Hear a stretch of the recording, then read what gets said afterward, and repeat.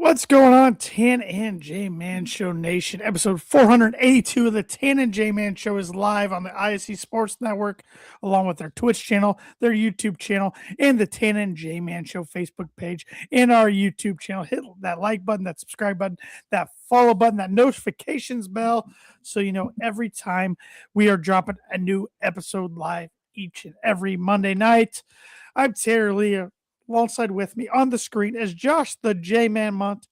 J-Man, how we doing? I'm doing all right tonight. How are you doing, T-Dog? Doing good, man. It's hard to believe. It's February 9th already, and the NFL season is officially over.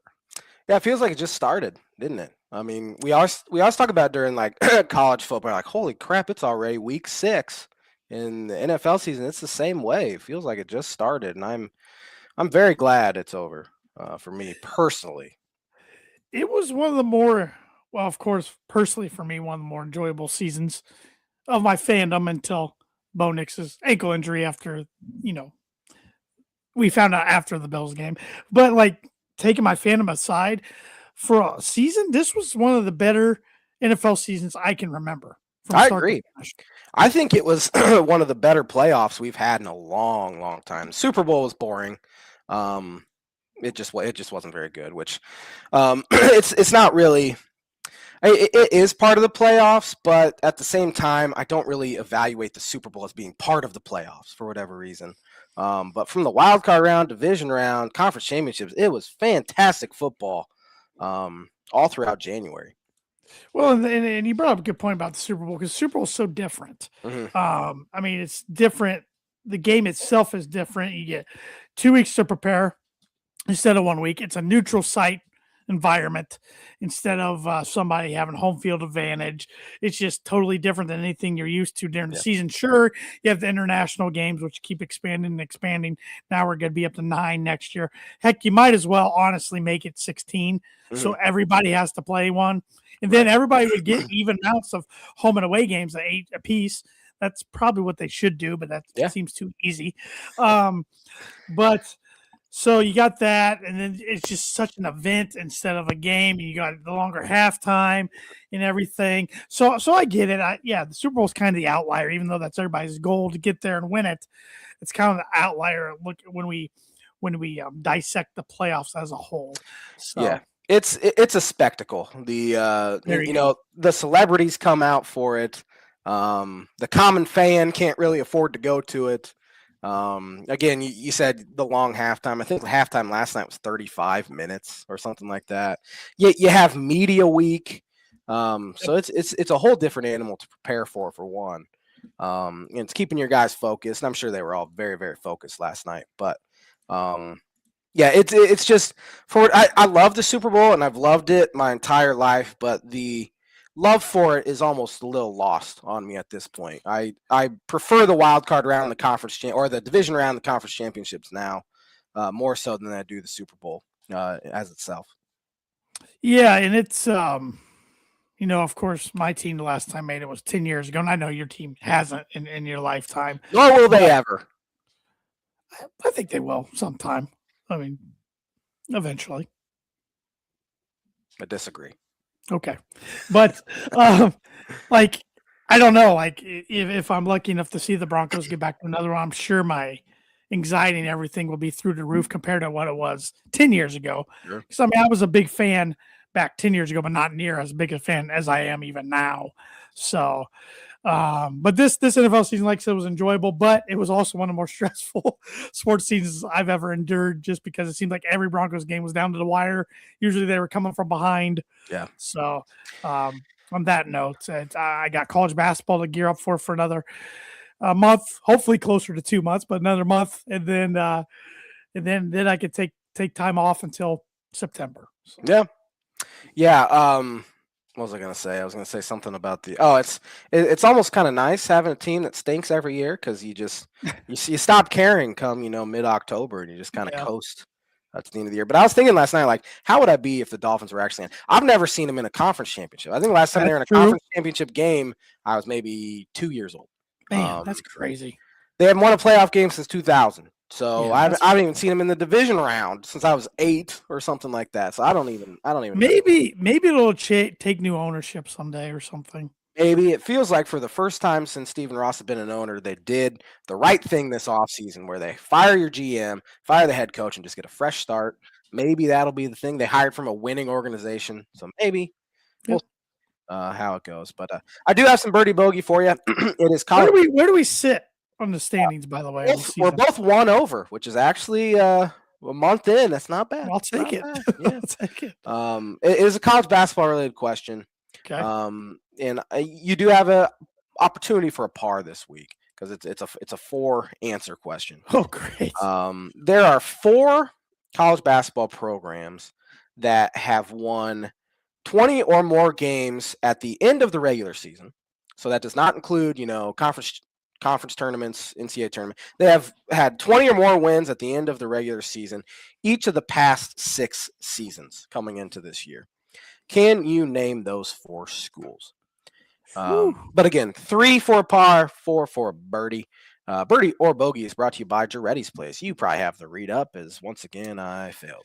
I do. Yes. Let me pull it up here. Oh boy, my mouse is not cooperating with me. I hate when this happens. Jarrety's Place, small town vibes with big time flavor. Jarrety's Place serves up fresh breakfast and lunch favorites that keep you coming back for more. Located at 701 Main Street in Rochester, Indiana. And I did see they've been active on Facebook this last week. So let me pull it up here. See what we got going on for the month of February. They got coffee specials all month long. They got Adore Me Chai. They got Strawberry Kiss White Mocha. Rosé Dream. Honey Rose, I should say. Vide Brulee. Sweetheart Mocha. Available all February. So grab your Valentine, your bestie, or treat yourself. Which one are you falling for first? It says. And February specials for food. Thursday through Saturday, they're going to have the Monte Cristo. I had one of those, not at Jarrety's, but I had one of those at a different restaurant last week. Really, really good sandwich. Big fan. There's 3 slices of golden French toast stacked high with ham, turkey, and Swiss cheese, served with sweet apricot jam, chips, and a pickle. Sweet. Golly, that sounds good. And also Hawaiian burger, juicy burger topped with Swiss cheese, grilled pineapple rings, crispy bacon, teriyaki sauce, onions, and lettuce, served with French fries. It's a mini island getaway on a bun.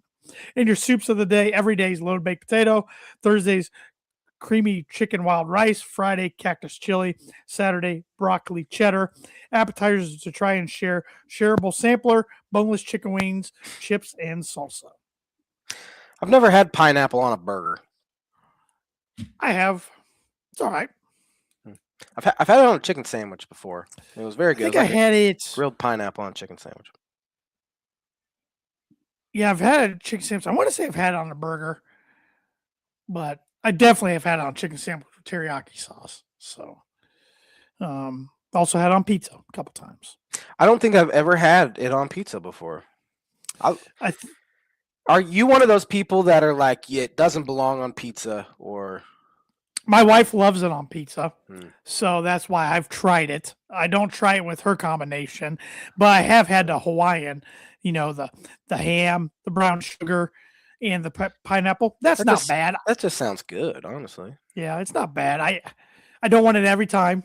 Yeah. Like, it's not going to be my new go-to, but yeah, once in a while, I don't mind it. So I'm not one of those that's like, absolutely not. It can't be on a pizza. Yeah, me either.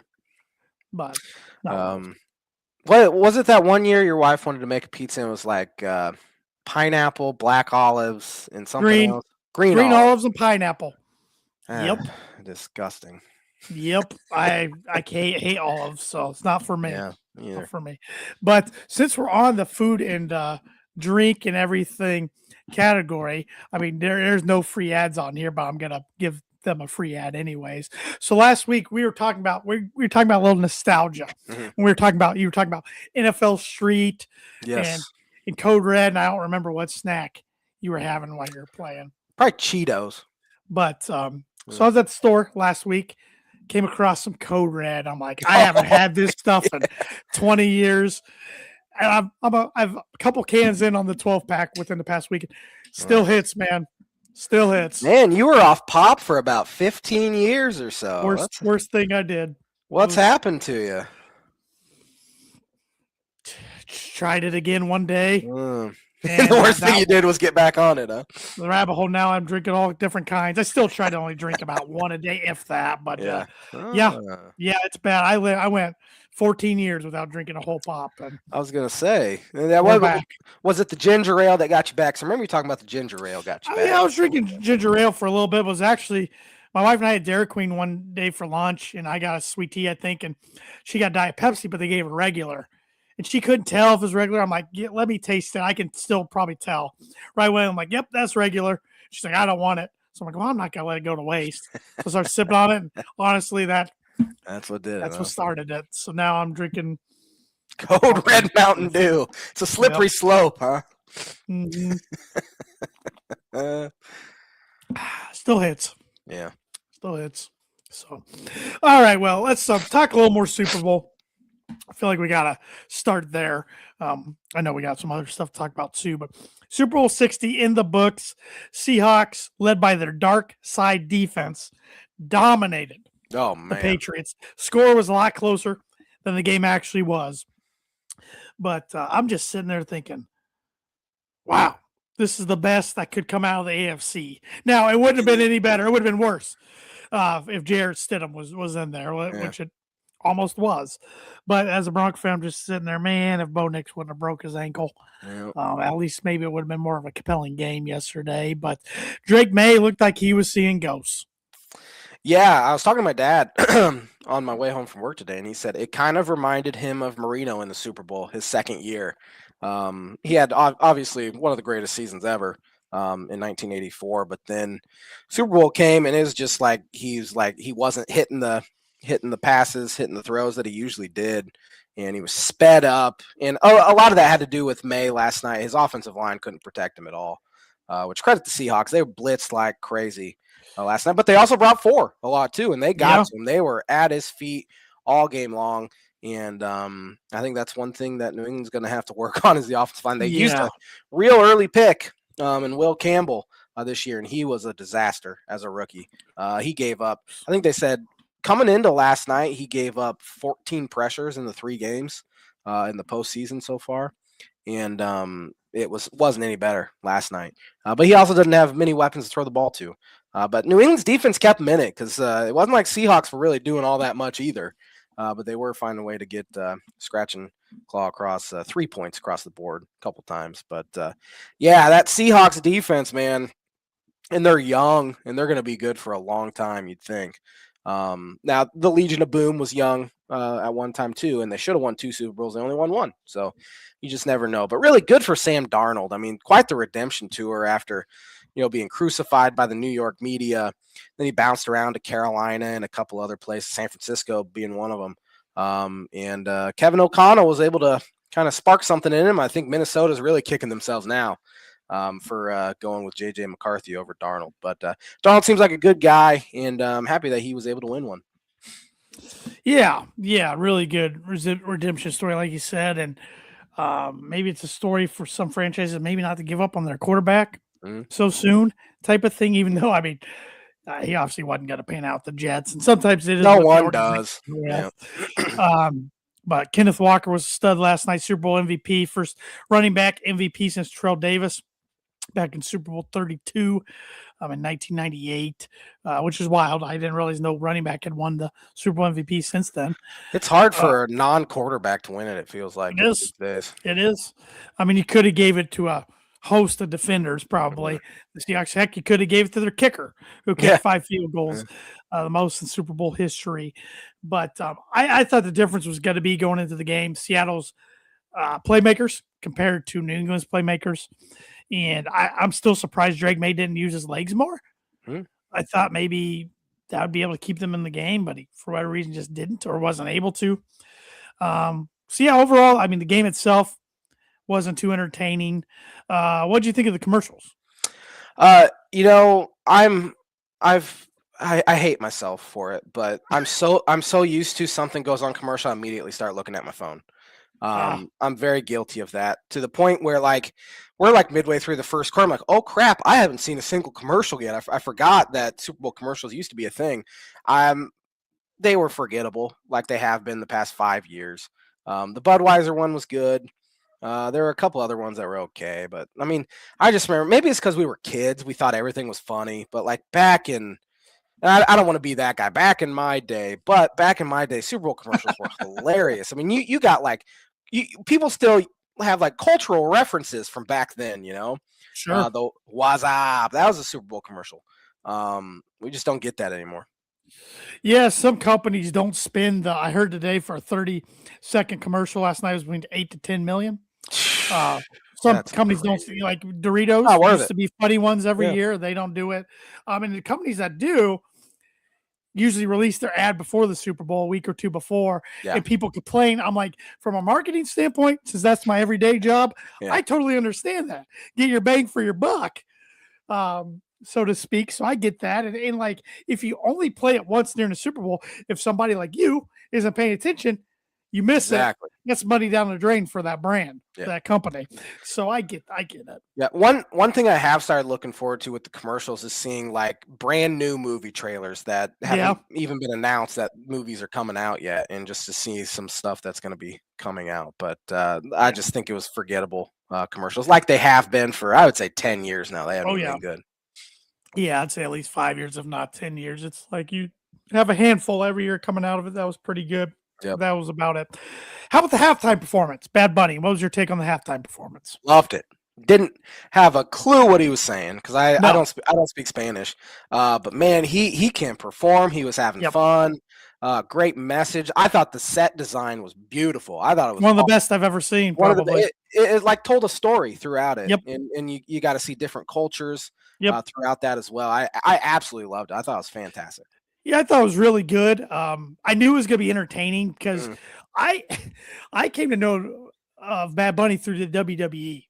He's done some stuff with the WWE, and he's actually a really good wrestler for a celebrity. He's really athletic, yeah, just understands it. So, like, I think his first match was like 2023. So that's kind of when I learned of him. Once again, I couldn't understand anything. Like, I wish there was a way they could have like got subtitles up there just subtitles. so I Yeah, could know like the lyrics of the song and kind of know what he was singing about. sure. But I was still tapping my foot. I enjoyed the beat, the vibes Yeah, of the song. I thought it was energetic. Yeah, I thought it was really good. Um, there's a bunch of people crapping on it out there. I don't think they grasp that the NFL is not just an American game anymore. It's exactly. a global game. It is the most popular sport in the world, and they're playing now, like I said, up to 9 games internationally next year.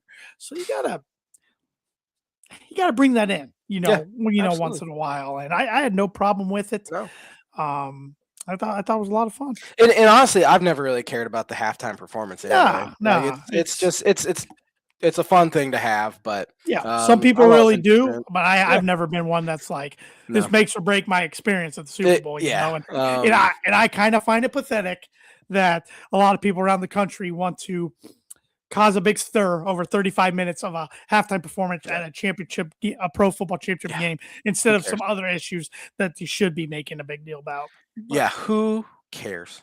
yeah, Who cares? Yeah, and he's a global superstar, one of the most famous and popular artists worldwide. absolutely. And it was the most watched halftime in the history of the Super Bowl. 135 million people were tuning in Yep. um, during that, which surpassed last year's by 2 million. So, Yep. Yep. yeah, I Most enjoyed years I it. can't even tell you who performed, No, but I will tell you Super Bowl 60, I'll always remember Bad Bunny performing. definitely. Yeah, Yeah. there's very few that I remember. Like you say, who performed in 2021, and I'd have no clue. Absolutely no clue. Was that Well, the weekend? the 21 season was, yeah, the Super Bowl was the weekend. 22 then was Dr. Dre, Yeah, that was Eminem, a good that one. one. Yeah. But I couldn't tell you Um, 23, no, last year was Kendrick 24. Lamar. Oh yeah. Um, I think the Eminem one was 23. The Dr. Dre, Eminem, those guys were 23. I thought it was 22 because that was the Bengals and the Rams. Oh, that's right. Yeah. Well, yeah, you're right. That was 22. Yeah. You're right. Yeah. Well, or was that the 22 season? 23 Super Bowl? I don't know. I don't I think it care. was 21 season. Yeah, but I don't know. I think Coldplay was the one for the Broncos of Super Bowl 50, if I remember correctly. Yeah, a boring band for a boring Super Bowl. Yeah, it was a boring Super Yeah, Bowl. well, You're it right. was. If you weren't a It was fan of the Broncos, definitely. and It was Super just, Bowl 48, I could not tell you because I was like, well, my team's down 19 points. I was also in college and probably yeah, I do. partaking in some games or something. I do remember Rihanna being one of them. Yeah. Maybe she was in the I do 2020. remember Prince in the Rain, Colts Bears. That was cool. Yeah. Michael Jackson had one too. That was pretty good back in the day. Of course, the first one that I really remember was the Justin Timberlake Janet Jackson. That was the halftime I remember the most. Yeah. Well, From yeah. a kid, or the first one that I can really remember. But I also remember Phil Collins. He kind of did his Tarzan songs one year too. Yes. Yeah. Of course, I enjoyed Green Day opening. Yeah, that was good. They did about what I thought they were going to do. I'm like, they're going to Mhm. play. I thought they might play one or two more songs, but I'm like, they're going to play their hits of American Idiot because that's the album. Well, right now, it resides with a few things, a message they want to send out of Mhm. current events, but also those songs are what people recognize them for, Yeah, mostly globally. sure. So that didn't surprise me at all. Yeah. Nope, they were good. I am trying to bring this comment up, and my mouse is just, Let's I see if I don't can do know. it. I don't know what's going on with this mouse. There we go. I mouse. got it. Thank you. Thank you. Mitch Melton. Rihanna was between them, right? Yeah. Yeah. I think, yep. Stupid mouse. I don't know what's going on. It must be low on batteries. I cannot get it to. I forget. I can do the same things you can. I just never Thank do. you. So, Thank yeah. you. But hopefully I can get it to work here. I got a cool feature I want to bring up. Oh, it looks like I'm going to share my screen. And I got maybe I talked too soon. Come on. I've got a slide up here that has all the logos all time from Super Bowls. Hopefully everybody can see that. And this is what I miss. I miss uniqueness of these logos. Yep. You look, I mean, okay. Super Bowl 1 was pretty bad. Just in text. First World Championship game, AFL versus NFL. Then Super Bowl 2, Super Bowl 3. But then once you got to about Super Bowl 11, Super Bowl 12, I would say, the one there in purple, you start to get some uniqueness. You start to get some cool logos. And then I'd say the last one, Super Bowl 41 was good. And then 42 through 49 were the most bland logos ever. Same. You got so lazy. 50 was good just because it was 50. I mean, it was different because it was 5-0. It wasn't Roman numerals. Then you got laziness again. Now they're putting like a little color and design in it, but colors, still like the corporatization of things. Like we used to have different, NCAA tournament floors. Different courts. I mean, even like Taco Bell had a different inside than McDonald's, and now they all look the same inside and out. There's no discernible features anymore, and it's sad.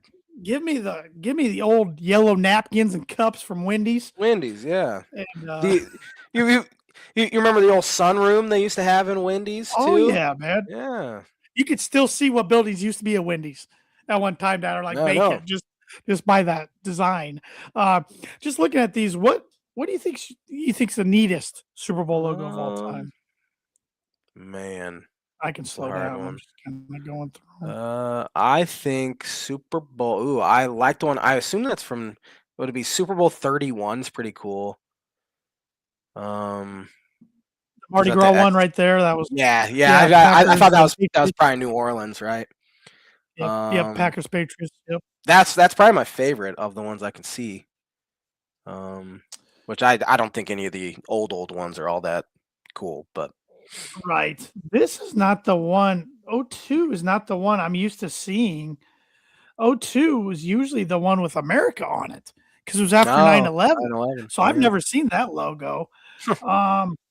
I've always thought this one was cool from the Patriots Eagles in Jacksonville. I kind of like that. Of course, that one was the Colts Bears over there, 41. 44 was Saints Colts. That's a great game. That was a bad logo. That is a bad one. Yeah. There's another one I liked back in the. Oh, I thought this one was cool. The Rose Bowl. Oh, that is cool. Yeah. Even though the Broncos got smacked in that Rose Bowl, but that Super Bowl, but that Rose Bowl. Cool. And I guess there's roses in that one too. 93. That would have been one of the Bills Cowboys. But yeah, they need to play the Super Bowl at the Rose Bowl again. It'd be kind of cool. Yeah, even though UCLA's trying to get out of playing at the Rose Bowl now. It's just going to be It's just going to be a playoff game only, huh? Plays. Yes. I wonder where UCLA want their own. They probably want a smaller stadium like Northwestern did. Yeah, they should if they're Definitely. smart. Yeah. But yeah, I mean, we're this. I should title like this back in our day because we just sound like old men yelling at the clouds, talking about missing old Super Bowl logos, old Final Four logos, old fast even food the NBA place. logo, even the NBA Finals logo used to be so good, and you know that do they still do the half court with the Larry O'Brien trophy in it? Because they used to do that. No, but a lot of people complained about it, so I don't know if they put it on this year, but they did on TV. They put like I don't know, like CGI or AI, whatever, put it there. But I assume they'll probably start doing that going forward. Although the NBA doesn't really like to listen to anyone except themselves. No. Which is why their product sucks. Bring the Sonics back. It might be happening. There's movement. Might be happening. Seattle and Vegas maybe this summer. Watch it. They'll have a Seattle franchise, but they're not going to name it the Sonics. I'll be ticked. I watched Sonic Gate, that documentary again the other day. Yeah. Came out in 2009. That's what started the movement for me. So I was just bringing that comment up again because it was still unread on my end. So one last thing with NFL I wanted to hit on. Free agency starts March 11th. Tampering starts before that. But what are some needs and wants you want to see the Dolphins do? Well, the biggest thing is going to be the Tua situation. Sure. It sounds like they're going to try to find a trade partner before March 13th when the new league year opens, or March 11th, whenever that is. Or they'll release him. So I think we'll have a resolution on that before the new league year. They got a lot of needs. They really the trenches are what really needs some work. Obviously, offensive line. The offensive line's been terrible forever.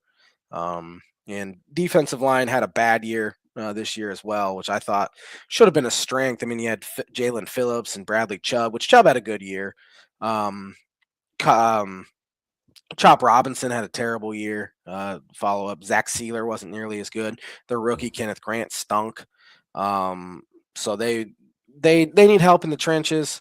They need another pass catching wide receiver as well, because you have Jalen Waddle, and he's pretty unreliable at this point. Who knows? They might try to trade Waddle. Who knows? A lot of needs in Miami. We'll see what they do. So if they don't find a trade partner with Tua and then end up releasing him, or even if they do find a trade partner with him, I doubt they'll get a quarterback in return. Do you see him drafting a quarterback in the draft? I think they'll sign Malik Willis, honestly. Okay. That's been kind of a rumor that's been thrown around for ever since they hired, their new GM, whose name's escaping me. But when they hired Jeff Hafley as well, just being familiar with him, I think they'd go like a short deal, and then see what happens next year, and then take one early if they stink. The next year. So it's definitely an unenviable position that the Dolphins are in right now. Yeah, for the Broncos, a lot of positions they're in good shape going into next year, but they got to figure out the run game. That's going to be a real question mark. And J.K. Dobbins, I don't know what you do. He's a free agent again. They had him for 1 year, $2 million. When at the time he got hurt, he was fifth in the league in yards. He was having a real good season. Then he got hurt like he does every year. Every year. Did it in the Chargers, did it in the Ravens.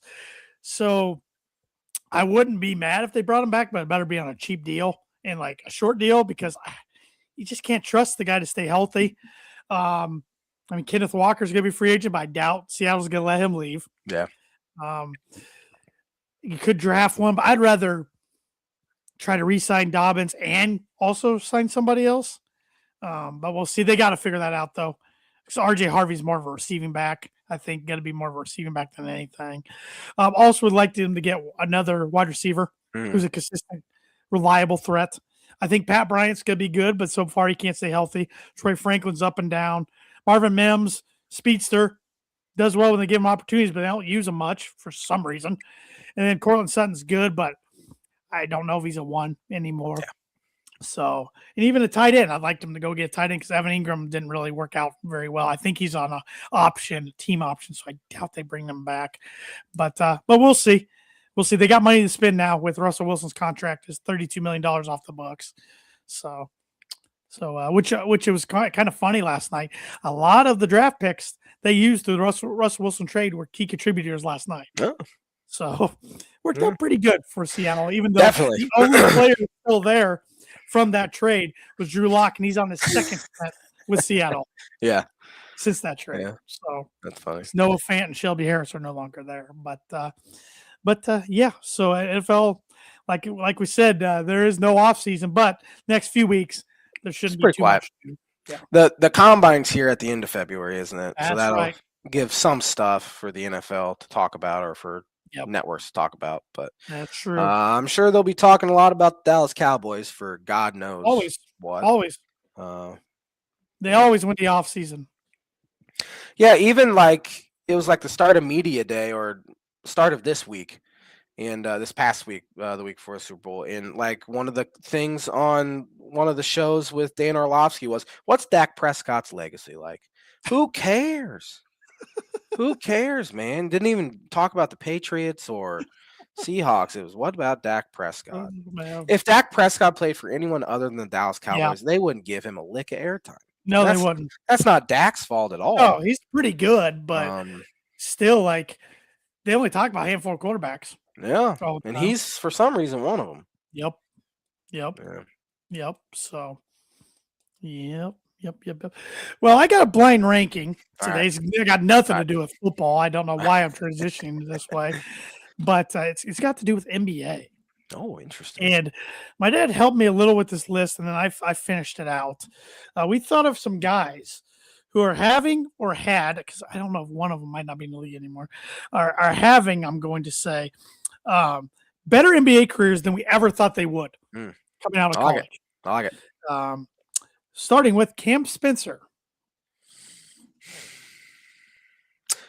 He's the UConn one, right? Yeah. Because do you remember his brother Pat at Northwestern, Pat Spencer? He transferred from he played lacrosse for 3 years, then transferred to Northwestern, was their point guard 2020, 2021, I think that season. He was good. He was more known as a trash talker at Rutgers and UConn.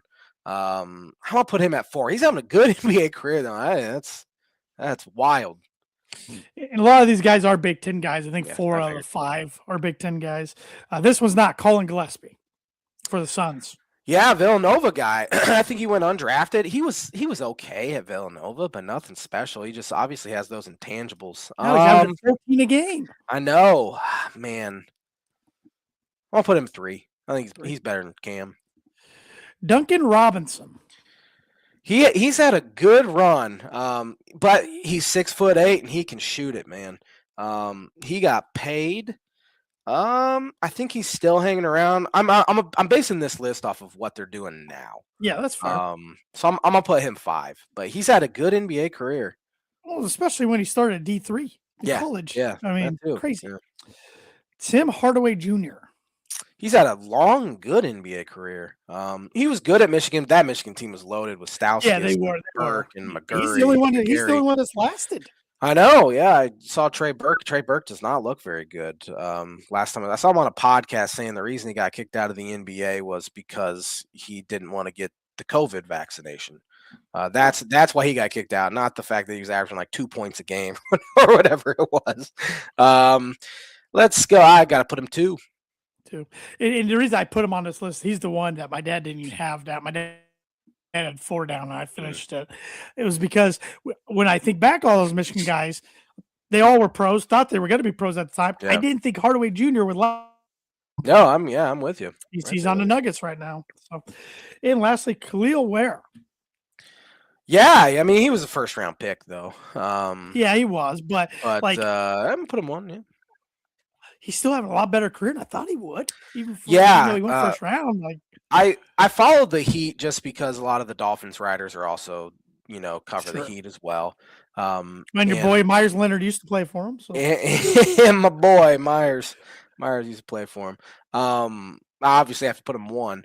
But he had a great rookie year. This year he's been out of the rotation for some reason, and the riders can't really figure it out. And Spoelstra's kind of thrown him under the bus a bunch, saying he just doesn't.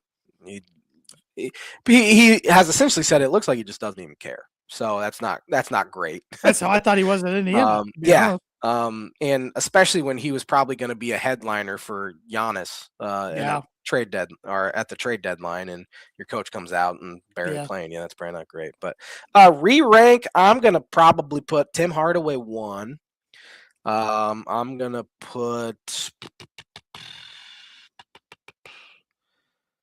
Duncan Robinson, I think 2. I probably should have had him 2 to begin with. Who was my third guy? I already forget. It's Cam Spencer and Cam Spencer was Gillespie. 4th. Colin Gillespie. Okay, I'm gonna put Gillespie 3, Spencer 4, and Khalil Weir 5, just because he hasn't been there very long. But good list though. I like that. Yeah, yeah. It's we don't talk too much NBA on No, here. no. Tried to tie that in a little there Oh, yeah. with the Big Ten, and I do want to hit on Mitch Melton's question here real quick before I get to the read. If once again my stinking mouse will cooperate, is Mendoza's career over once he gets picked up by the Raiders? I hope so. For many reasons. Yeah. What did I see today? It wasn't a rumor. But there's rumors that Derek Carr could come out of retirement. I saw that. I saw that. He wants the right situation, right coaching staff. And one person said, "What about the Raiders?" And the Raiders trade the number 1 overall pick for a haul. And so yeah, who knows? Maybe he doesn't even end up with the Raiders. But But you better hope not for your bold predictions. yeah, that too. I don't think it necessarily over, but it probably doesn't Yeah. help. It probably doesn't help his career at all. The track record is not very Yeah, it's not great. And like Daryl Love here on Facebook saying, yes, career over. Yeah, He goes to career, Raiders. career's But done. I will say, I think Clint Kubiak's a good offensive coach. I do too. Yeah.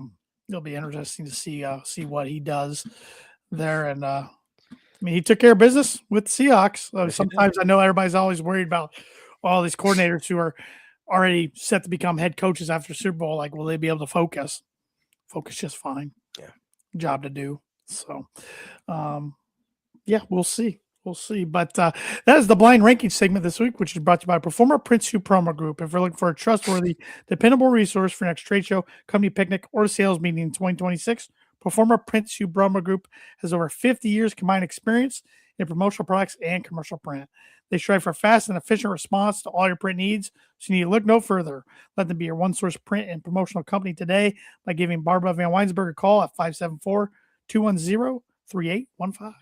Do you want to get educated before we talk some college? I need it. It's definitely felt like college a Monday because it is a Monday, but it's felt like a Monday. On this day in 1540, long time ago. What?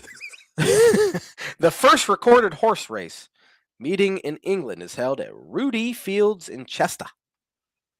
Okay, so like the first one to happen. That's what you meant by recorded. Because I'm thinking recorded, but they couldn't record the audio. They could definitely not record the video. So first ever to happen. Okay. On this day in 1895, William Morgan presents his new sport, Mintonette, to the world at Springfield College in Massachusetts, and later renamed it volleyball. I like volleyball a lot better. I do too. Mintonette. Way to go, Bill. Bill Morgan. Does not roll off the tongue. On this day in a lot of Olympics, obviously. The Olympics are going on. Have you watched any of it? No, not live. I've seen some highlights. Of course, Lindsey Vonn, right? Shattered her leg. It's gonna take 3 surgeries to repair her leg, pretty much. A week after tearing her ACL. Yeah. While you're in there, just put a new ACL. Oh my gosh. On this day in 1951, MLB's St. Louis Browns signed pitcher Satchel Paige at age 45. What a legend. Yeah, he was an old guy. On this day in 1980, Rick Barry of the Houston Rockets is the first NBA player in history to hit 8 3-pointers in a game. Can you name his sons? We had Brant, Mhm. John, Mm-hmm. and there was one that played for West Virginia. Yeah, I know. Florida and West Virginia. That name just came me now. I thought about the other two. I forgot they had the younger brother of like 30 years. Scooter. Striker? Scooter. I don't know. It's probably not Scooter. Of course, Barry. Britt Barry was a dunk contest champion. Brant, John, is there another one too, or is it just those two that played in the NBA? Those two. What the heck was his son's name? You gotta look it up for me. West Virginia college basketball. I was thinking the first two. I forgot they had the younger brother. 2014, I want to say he played. Maybe it was later on. It was a unique name, if I remember correctly. On this day in 1986, the 36th NBA All-Star Game was played. The East beat the West. Who won the MVP in 86? 86. Let's go with Magic Johnson. Good guess, but incorrect. Isaiah Thomas. It was nope, that's the daughter. All right. Oh man.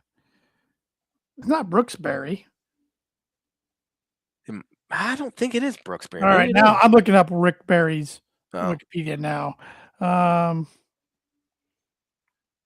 Let's see.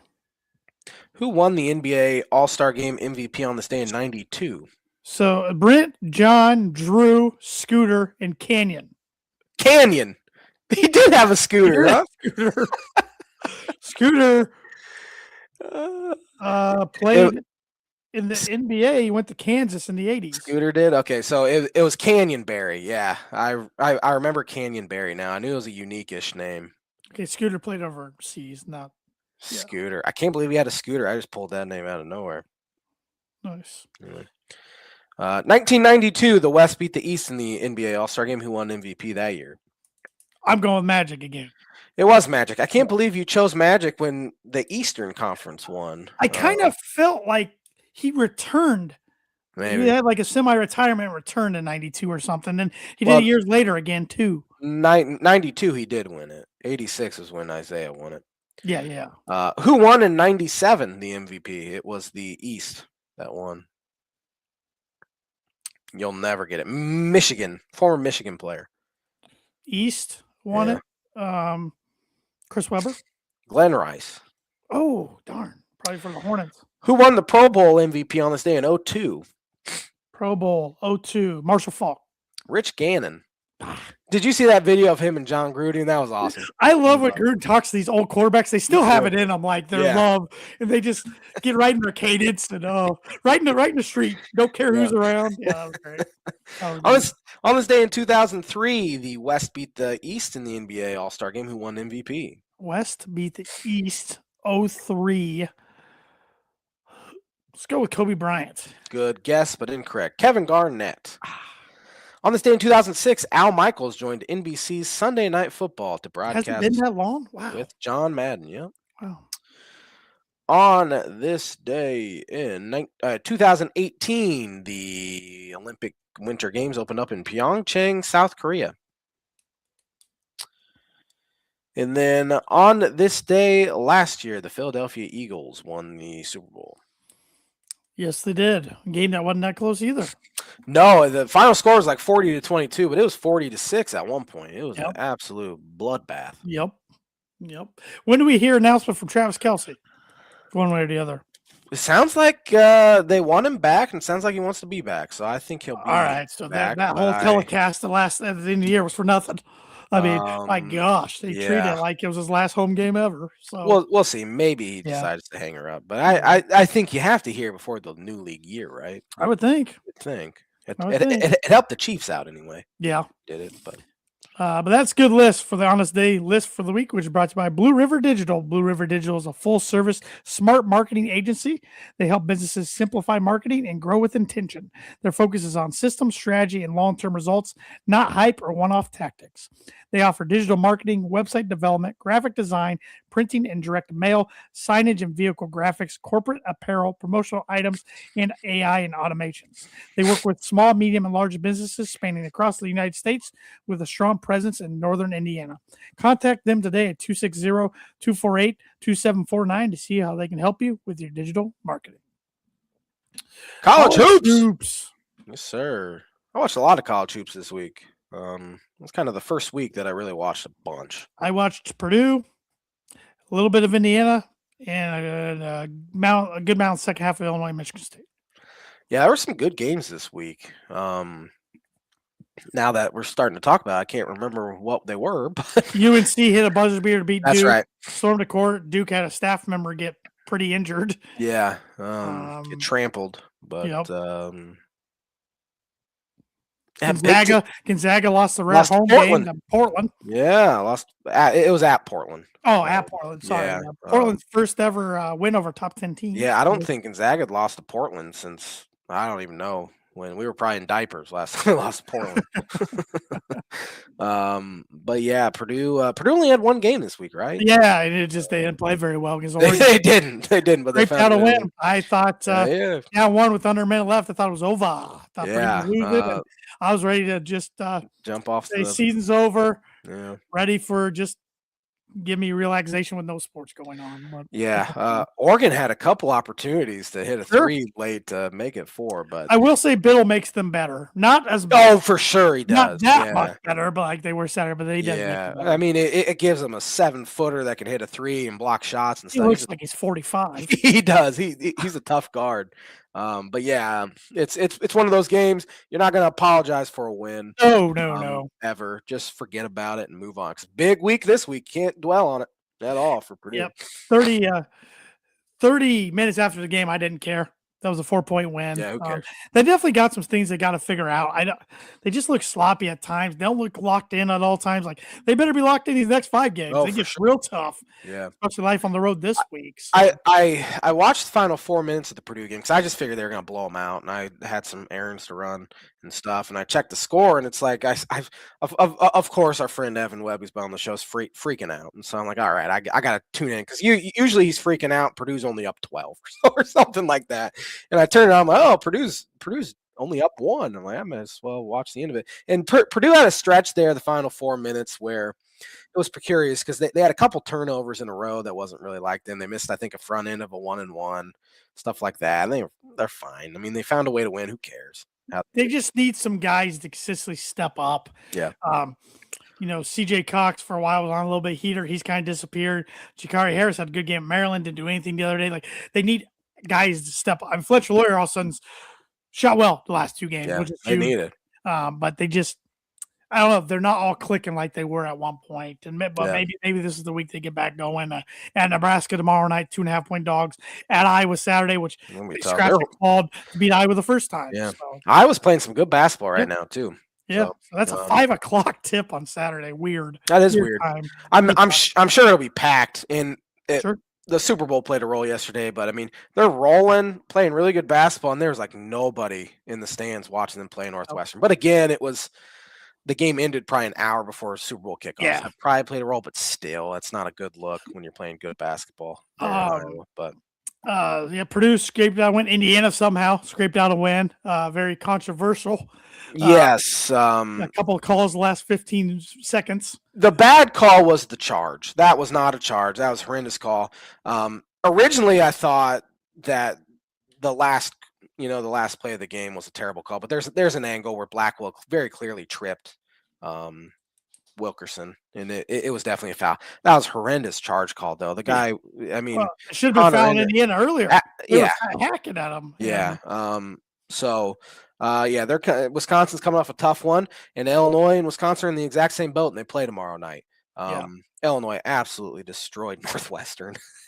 Yeah, they did. On I think that was Wednesday night. I was a little nervous about it coming in. I get way more nervous about playing teams like the Northwesterns at home than I do, at Michigan State, just because, you shouldn't lose to these teams. You're 15.5-point favorites, stuff like Well, that. that's how you win the conference, is winning Yeah. games like Northwestern, not at Michigan State and prime. It's the ones you should get. That's how you win the conference. Can't lose that. And Illinois had built up some good capital in at Purdue, at Nebraska, that if you lose at Michigan State, whatever.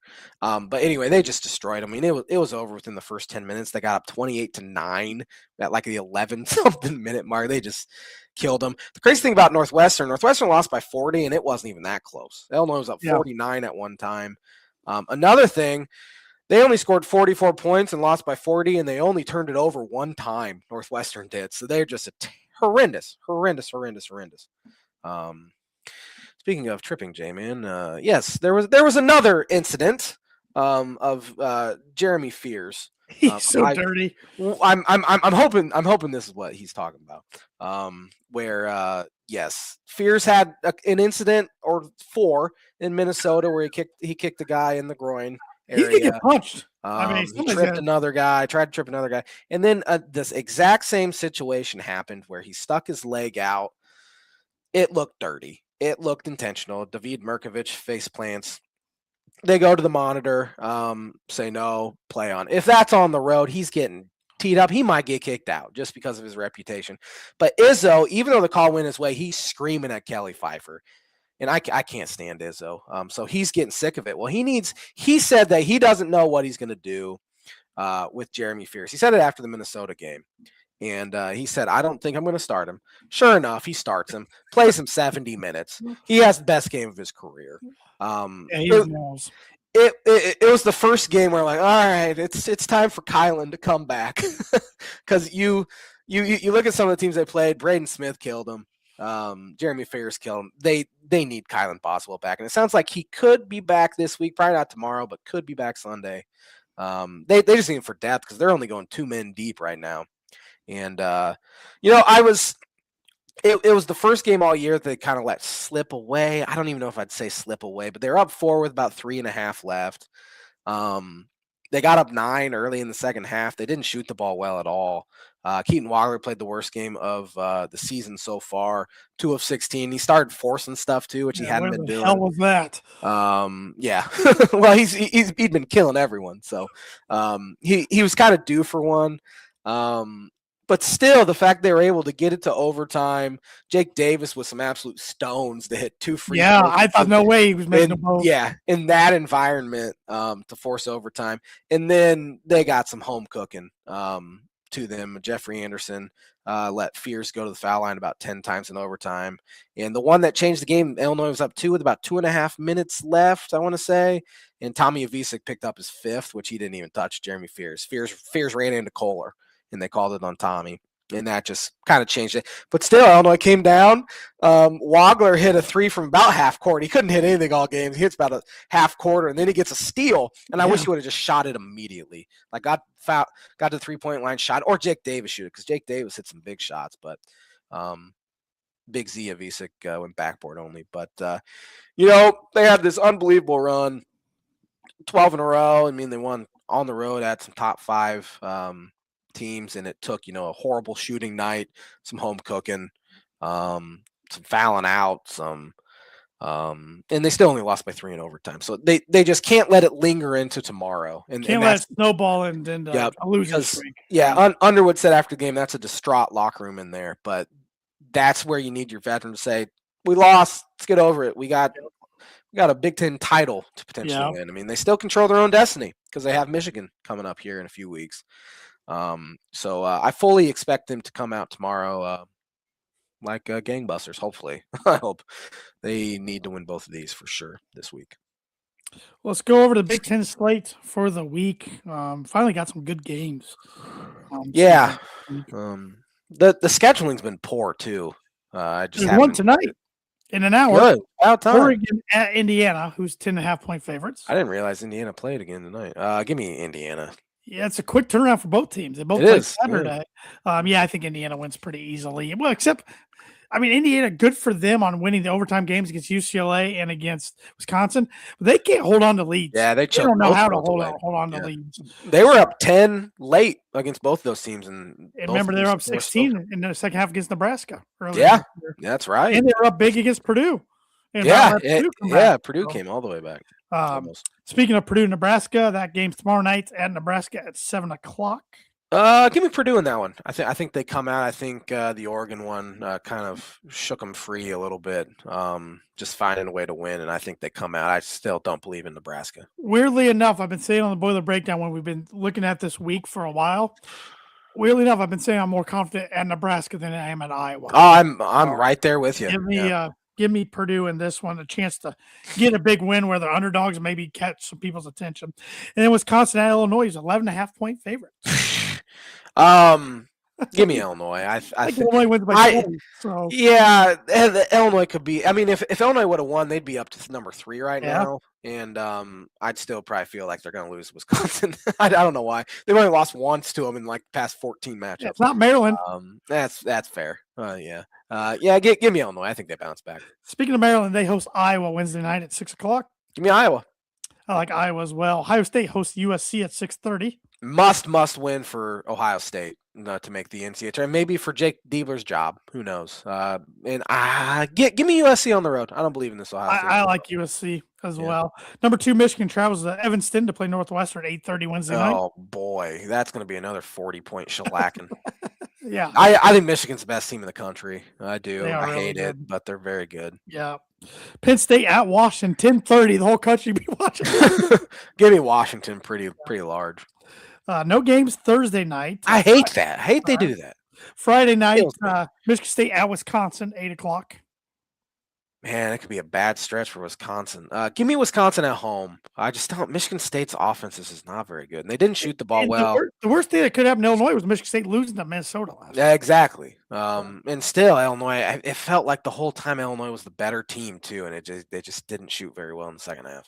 It was frustrating. I'm taking Michigan State Friday night. This is the weirdest tip time I've ever seen on Saturday. UCLA at Michigan, 12:45. That is strange. Give me Michigan large in that one. CBS, 12:45. No, interesting. Yep, Michigan. Northwestern at Nebraska at 1:00. Nebraska. And Nebraska as well. Penn State at Oregon at 3:00. Oregon. I like Oregon. Purdue at Iowa at 5:00. This will be the J-Man's Book It prediction of the week. I think Purdue splits this week. I think I think they win at Nebraska, but then Iowa gets them. Iowa has a way of kind of sucking the life out of you because they play until the final 2 or 3 seconds of the shot clock, and they play really good defense. So I think that place will be rocking. Purdue's had some decent success there, haven't they? Yeah. Well, Matt had good success against Fran overall. So that's kind of the same way. But McCollum can coach. So give me Iowa in that one. J-Man's Book It Prediction of the Week brought to you by Travis Wottring Insurance Agency for life, home, auto, business, renters, workers' comp, and farm insurance. Contact Travis at 219-869-4561. Unfortunately, I do agree with you. I mean, they can't lose a game and still try to win the Big Ten, but I think that's what's going to happen. And I mean, just can't lose both of them this week. Yeah. Just can't. You probably take a split at this point, right? Yep. Yeah, I would. Non-conference game. Number 15, Virginia at Ohio State at 8:00 Saturday night. Yeah, that's weird. Give me Virginia in that one. Virginia's good. They hired the right coach, Ryan Odom. I like Virginia as well. And then Minnesota at Washington, 9:00 Saturday night. Washington can't figure out Minnesota, man. They get beat by Maryland yesterday. Brutal. And Sunday at noon, Maryland travels to Rutgers. Give me that's a stinker. I'm taking Maryland, that one. I'm going to take Rutgers just because they're at home. And then Indiana at Illinois, 1:00. So Indiana only got one game this week. No, they play tonight. Nope, they play tonight. Yeah. You're right. I'm going to take Illinois just because it's at home. And you can get hot, though. I'm taking Illinois as well.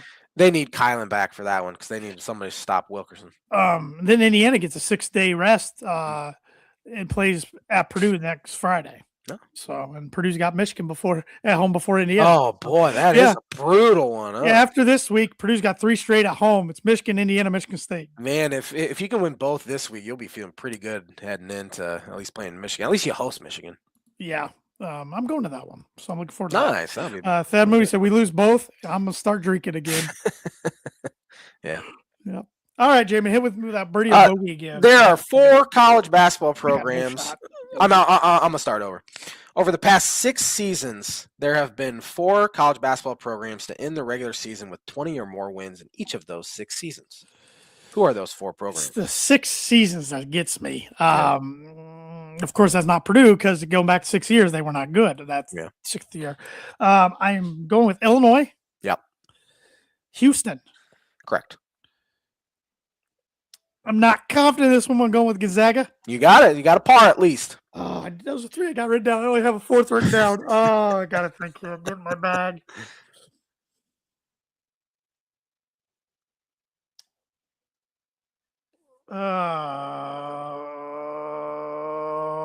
Is it UConn? It's a good guess, but incorrect. It is San Diego State. I could have guessed 20 teams. I was glad it wasn't Duke. Duke was in my head too. But Well, I know they had some down years, but Duke had a terrible year in 2020, 2021 where they missed the yeah, I remember tourney. them. They missed the tourney, son. Yeah. And Michigan State makes the tourney, but I knew they hadn't had 20 wins. They had some down years. Kansas, I don't think they won 20 in the regular season last year. Yeah. Because they weren't very good last I'll year. They were okay. I'm happy with that. Yeah. We're getting more pars this year. Last year was all bogeys. So the fact that we're both only +1 a month into the year is pretty good. So have a fantastic week, everybody. We'll be back at it with another episode next week.